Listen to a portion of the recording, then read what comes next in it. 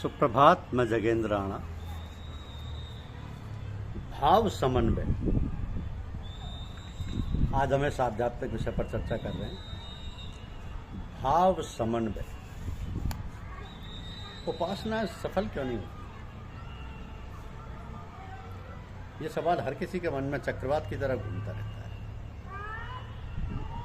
उपासना में जितनी अलौकिकता दिखाई देती है, उससे लाभान्वित होने के लिए साधक में उतनी क्षमता भी होनी चाहिए। मात्र उपासनात्मक कर्म कांडों की लकीर पीटने से काम नहीं चलता। तेज धार तलवार में सर काटने की क्षमता अवश्य है, किंतु ये क्षमता तभी सिद्ध होगी जब तलवार चलाने वाले में बाहुबल, साहस एवं कौशल उपलब्ध हो। उपासना का लाभ वही उठा सकते हैं जिन्होंने अपने व्यक्तित्व के भीतर और बाहर के विचार आचार को उत्कृष्ट बना लिया हो। तो प्राय साधकों द्वारा देखने व सुनने में आता है कि अमुक व्यक्ति मेरी शिकायत करता है, विरोध स्वरूप राजनीतिक दांवपेच खेलता है, किंतु साधक ये नहीं सोचता कि क्या वास्तव में ऐसा दोष मेरे अंदर भी उसके प्रति तो नहीं है, अन्यथा वह अमुक व्यक्ति ऐसा क्यों करने के लिए मजबूर है। यदि साधक अपने अंदर झांक कर देखे तो पता चलेगा कि संसार में मनुष्य की भावनाएं, विचार एवं कर्म अपने ही अनुरूप परिणाम प्रस्तुत किए बगैर नहीं रहते। इसमें देर सवेर भले ही हो, किंतु क्रिया की प्रतिक्रिया अवश्य संभावी है। फिर भी काया की माया अपने लिए ऐसा नहीं सोचने देती। तत्ववेत्ताओं ने व्यक्तित्व दोष के रूप में दो कारण बताए, लोभ और मोह।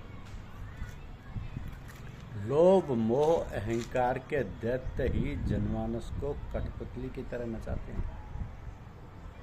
वास्तव में इस साधक के लिए मानवीय मर्यादा का अतिक्रमण है, इसलिए साधक भी निंदा के पात्र होते हैं।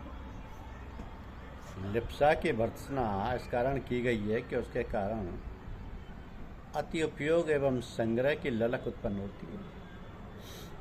यह साधक के लिए अहितकर है।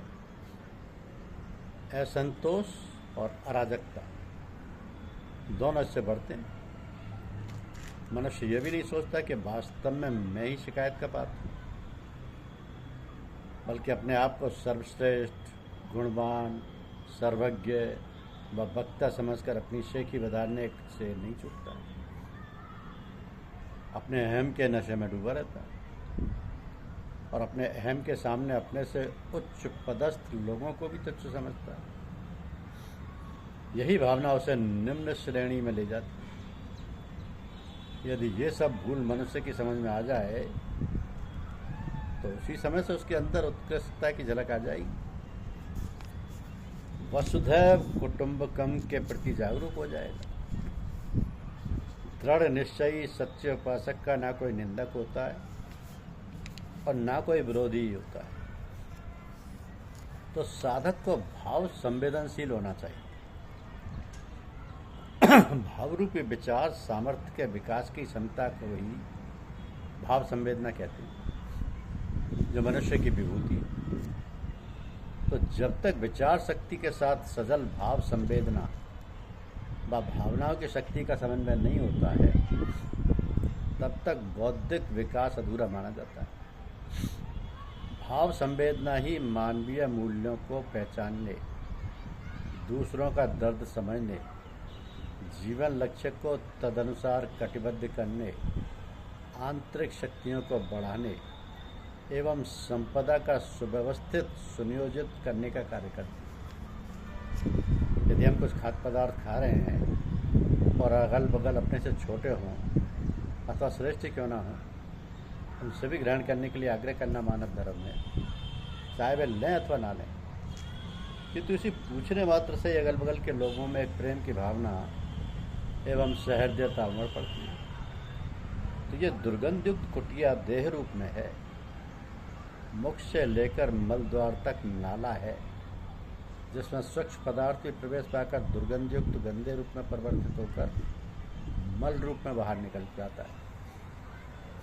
तो साधक जैसे भावनाशील प्राणी के लिए यही उचित है कि वो अपनी संकीर्ण मनोवृत्तियों से ऊपर उठकर सबके प्रति दया, करुणा और आत्मीयतापूर्ण संवेदना से ओतप्रोत परिपूर्ण बना रहे।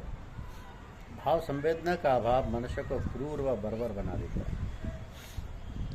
तो भावनाशील व्यक्ति ही समझदारी एवं ईमानदारी को जीवन का एक अंग बनाते हैं। भाव संवेदना से लबालब व्यक्ति एक और जहाँ आंतरिक जीवन में प्रसन्न एवं शांत रहते हैं, वहीं उनकी बुद्धि बाहरी दुनिया के प्रति सचेत एवं जागरूक होती चली जाती है। भाव संवेदना जब ज्ञान को परिष्कृत करती है तभी ज्ञान सार्थक हो जाता है।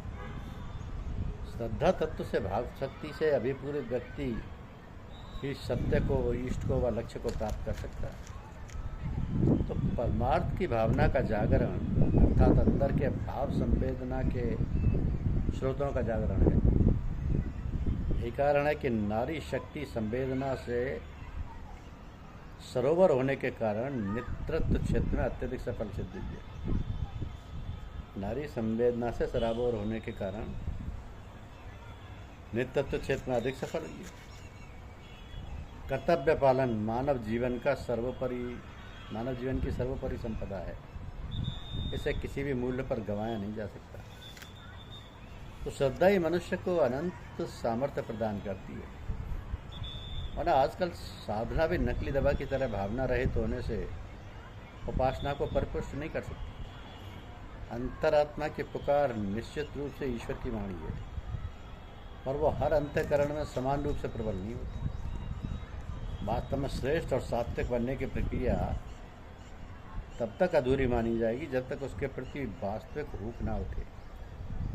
अन्यथा जीवन भर गंगा जल पीने और स्नान करने अथवा गला फाड़कर भजन गाने वाले भी अपने कलुषित मन को कहाँ धो पाते। गंगा जल पीने और गंगा स्नान तो आजकल औपचारिकता मात्र बनकर रह गई। यदि हमारा संकल्प प्रबल और श्रद्धा प्रगाढ़ हो तो उपासना पूर्ण होने में विलंब नहीं लगेगा। सुविधा का जीवन तुच्छ जीव भी बिता सकते हैं, पर कर्तव्य की कसौटी पर मनुष्य ही कैसे जाते हैं। कर्तव्य की कसौटी पर मनुष्य ही कैसे जाते हैं। इस घड़ी में खोटा नहीं खरा सिद्ध होना चाहिए। तो संसार में बिखरी संपदाओं का उपयोग कितना और कैसे किया जाए, यह पूर्णतः चेतना पर ही निर्भर है। सीमित में संतोष और असीम की आकांक्षा, यह भी उसी की परिणति है। पर यहाँ एक बात निश्चित है कि सीमा का उल्लंघन हर प्रकार से कष्टकारक होता है। चेतना पर यदि भोगवादी हविष्य सवार होने लगे तो इससे भी निकृष्टता एवं अशुभ का आगमन ही समझना चाहिए। अतः अर्थ संयम भी उपासना के लिए अति आवश्यक है। उपासना एक सर्वांगपूर्ण विज्ञान है। आध्यात्म विद्या भी अपने आप में एक उच्च स्तरीय विज्ञान है, जिसके नियम एवं प्रयोजनों को समझकर उसी प्रकार उसी में तन्मय व तल्लीन होकर चलने से लाभ उठाया जा सकता है। अकेले ही जो खाकर सदा गुजराल करते हैं, यूँ भरने को तो दुनिया में पशु भी पेट भरते हैं। जो बंदा बांट कर खाए वही इंसान कहते हैं, उसे इंसान कहते हैं। किसी के काम जो आए उसे इंसान कहते हैं। तो ये जो अकेलापन है, ये अकेलापन तो ईश्वर को समर्पित रहना चाहिए। अकेलेपन का ज़्यादा से ज़्यादा फायदा उठाया जा सकता है, लेकिन रहना समाज के साथ चाहिए। उच्चाश्य उदारमना महापुरुष संसार में 4 प्रकार के प्राणियों से व्यवहार हेतु केवल 2 भावों मैत्री और करुणा से काम लेते हुए तरन तारनहार हो जाते हैं। विश्व बंधुत्व मानवता का इतिहास ऐसे महापुरुषों से निर्मित होता है। धन्य है ऐसे महापुरुष। तो नाम रूपी अमृत रस क्या है? सद्गुरु प्रदत्त नाम है, जो गुरु मुख शिष्यों के दीक्षा के समय दिया जाता है। यही नाम दान है। अपने सत्संग में जो 3 स्तंभ हैं, सत्संग, सतनाम और सतगुरु, तो यही सतनाम है जो सतगुरु प्रदान करते हैं, जो कि ध्वन्यात्मक शब्द होता है, वर्णात्मक नहीं। ध्वन्यात्मक शब्द को पकड़कर ये आदि शब्द भंडार द्रुपद पारब्रह्म तक पहुंचा जाता है। धन्यवाद।